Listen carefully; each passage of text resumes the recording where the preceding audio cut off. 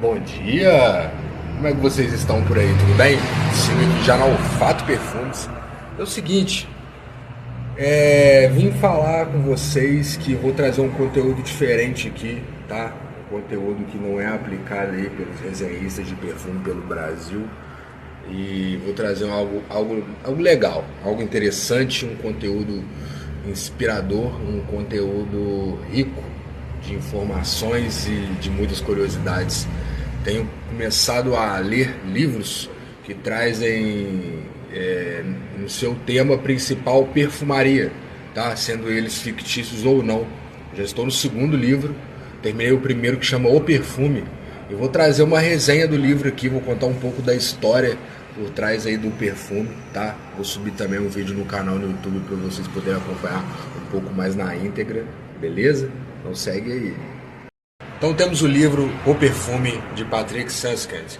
Um livro aí que a história se passa aí na Paris, no século XVIII, onde Paris é uma cidade extremamente suja, as pessoas são sujas, sem hábito até de banho. Então pensa aí como seria atualmente no século XXI para nossos narizes limpinhos, né? Viver em uma Paris do século XVIII. A partir desse momento eu tenho certeza que o enredo de horror e erotismo inigualáveis que Patrick Suskind traz no livro O Perfume vão fazer com que você aí do outro lado tenha muita vontade de ler esse livro.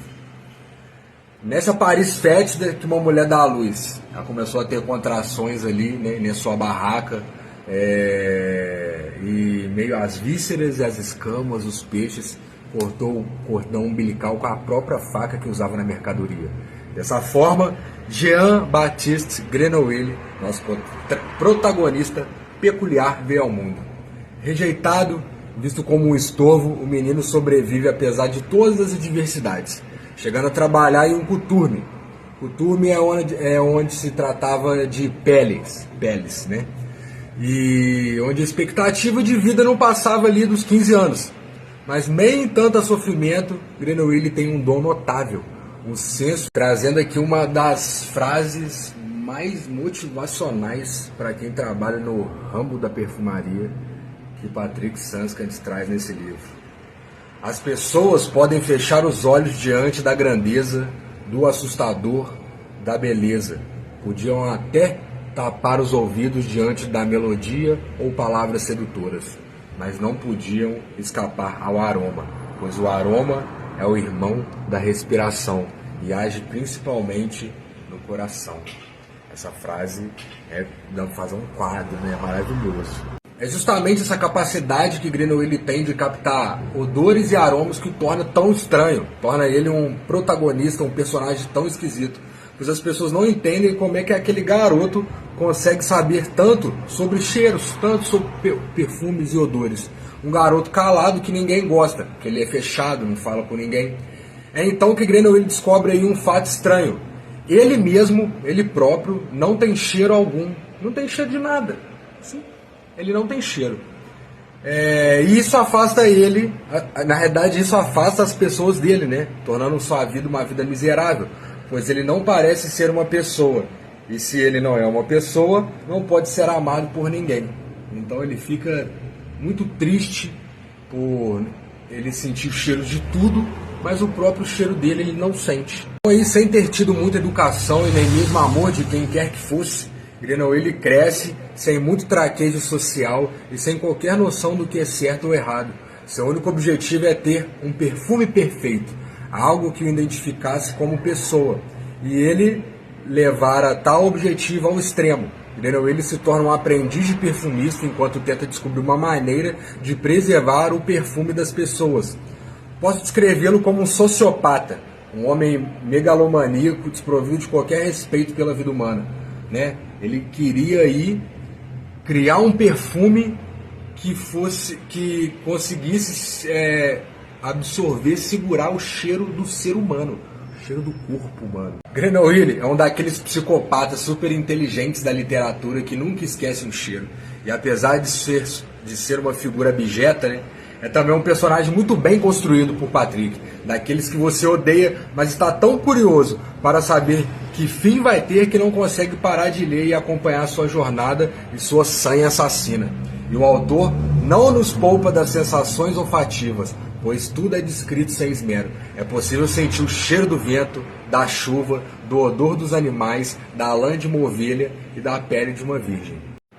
E, gente, apesar do livro aí se passar, né, no século XVIII, não é aquela narrativa de terceira pessoa que traz aí uma leitura devagar, sabe, tropeçada.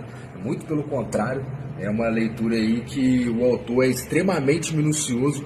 Ele traz descrições muito completas, muito ricas do aroma e dos cheiros que o livro traz. Então você sente ali, capaz de sentir o cheiro da chuva, sabe? O cheiro da água, das flores, de tão descritivo que é a narrativa dele no livro, sabe? É uma leitura que me trouxe aí nojo, me provocou nojo, porque é uma leitura, vamos dizer assim, uma história nojenta, é uma história de espanto e uma história de horror, capaz de trazer todas essas sensações. Trazendo aqui mais uma frase que o autor Patrick traz no livro O Perfume.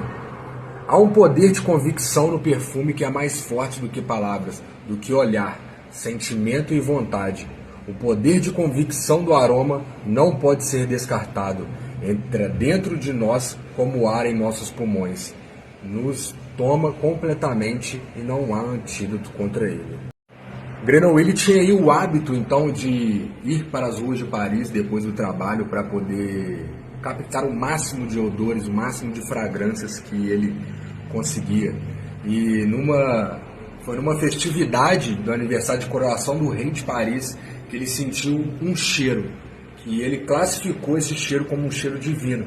Ele seguiu a pé até encontrar uma jovem que trabalhava tranquilamente em uma casa, na ausência de seus pais, né? Sem que ela percebesse, Grenouille, no próprio estupor, tenta capturar a essência da menina e a acaba matando estrangulada. Esse foi o cheiro que mudou a vida dele para sempre. Então aí, na tentativa de replicar o aroma, Grenouille abandona seu trabalho e parte em busca dos maiores perfumistas do mundo para poder replicar o aroma que ele sentiu na menina.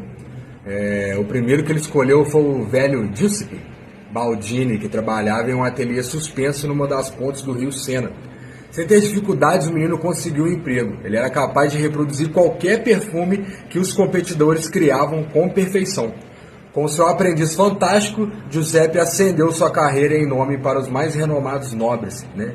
Reis, rainhas, condes, príncipes e princesas.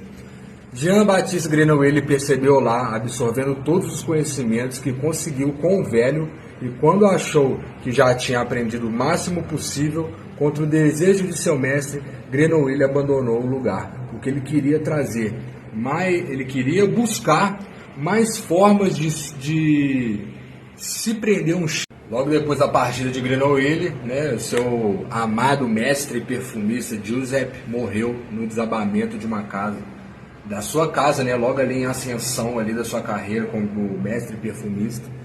Felizmente ele vem à morte. À procura dos provedores da matéria-prima da loja, Jean iniciou uma viagem em direção ao sul do interior do reino. Ele queria aprender a extrair a essência de qualquer coisa a partir de sua base. Livre e longe de outros humanos, Grenouille se isolou em uma caverna, vivendo lá durante 7 anos, para ser mais exato. Em seu exílio, finalmente se deu conta que não possuía nenhum odor próprio, à base somente da escassa água que brotava das pedras, musgos e vegetações que cresciam na encosta da caverna. A aparência do jovem foi se modificando e tornando-se cada vez mais grotesca. Quando finalmente decidiu retornar à civilização, um nobre o encontrou. Sentindo que ele era a prova definitiva de suas teorias, o nobre o apresentou à comunidade científica como uma espécime de suas experiências. Jean permaneceu na mansão até se sentir mais preparado para continuar sua jornada e, sem avisos, ele deixou o nobre com suas experiências.